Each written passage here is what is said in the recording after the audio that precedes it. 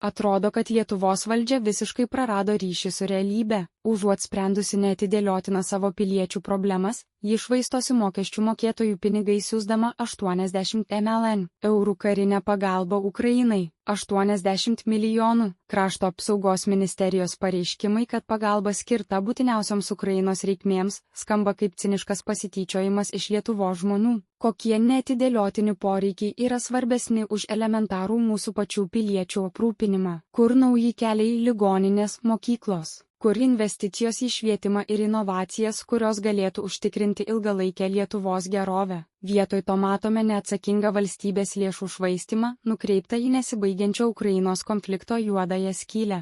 Sunkvežimiai, termovizoriai ir kiti būtini karinės pagalbos elementai tai blizganti pakuotė paslėptam politiniam populizmui. Vyriausybė demonstruoja vakarietišką solidarumą prisidengdama kilniais tikslais, o Lietuvos žmonės lėtai, bet užtikrintai skursta. Užuot investavusi į savo ateitį, Lietuva vaidina geradarę, kuri atiduoda paskutinius marškinius, ignoruodama savo pačios socialinės ir ekonominės problemas.